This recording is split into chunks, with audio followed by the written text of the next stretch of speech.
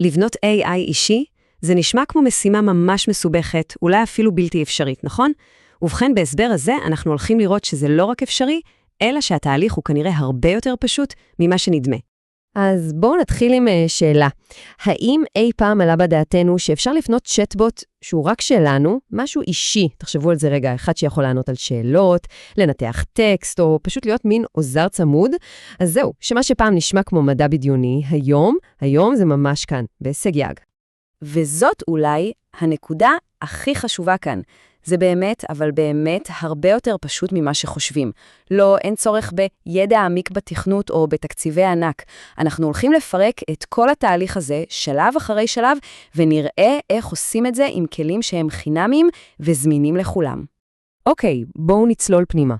לפני כל דבר אחר, חייבים להבין מהו הרכיב המרכזי.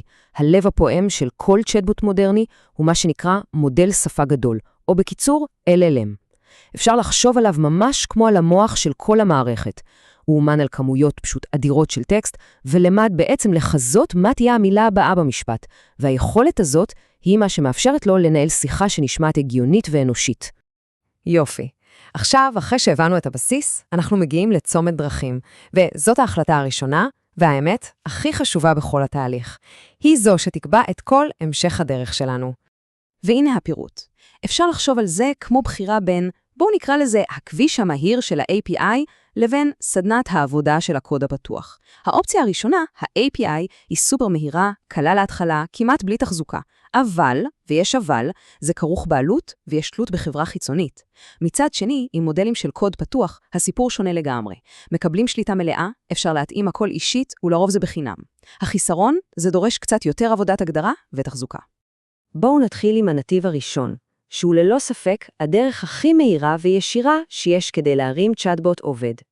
הרעיון פה הוא ממש פשוט. במקום לבנות את כל המנוע הזה מאפס, פשוט סוחרים את הכוח של מודל ענק שכבר אומן ומתחזק על ידי חברה כמו OpenAI. כל מה שצריך לעשות זה פשוט לשלוח בקשה ולקבל תשובה. זהו.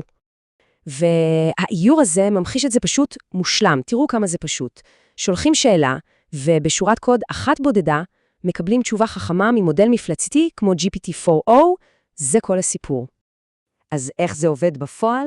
התהליך מסתכם בכמה צעדים ממש קטנים.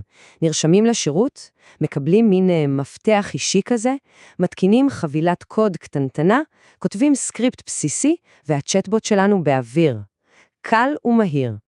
אוקיי, עכשיו בואו נבחן את הנתיב השני. זהו מסלול שדורש קצת יותר התעסקות, אני מודע, אבל הוא מציע גמישות מדהימה ושליטה מלאה, והכל תוך שימוש במודלים חינמיים לחלוטין. עולם הקוד הפתוח פשוט מפוצץ במודלי שפה חזקים וחינמיים. יש למשל את סדרת למה של מטה, יש את המודלים של מיסטרל שהם יותר כלילים ומהירים, ועוד המון אחרים. אלו ממש מנועים רבי עוצמה שאפשר להוריד ולהריץ באופן עצמאי. אז גם פה התהליך מורכב מכמה שלבים ברורים. קודם כל בוחרים מודל. טיפ קטן, כדאי להתחיל עם מודל קטן יחסית, נגיד אחד עם 7 מיליארד פרמטרים. אלה המשתנים הפנימיים שקובעים את הידע שלו.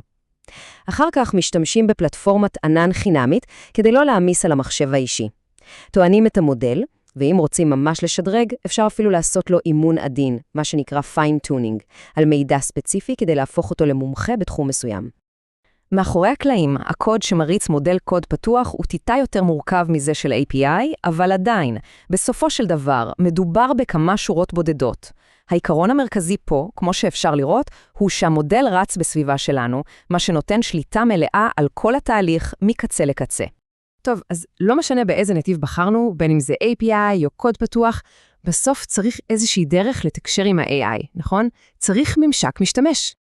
והחדשות הטובות הן שיש המון כלים פשוטים ורובם גם חינמים שמאפשרים לבנות ממשק כזה צ'יק צ'ק.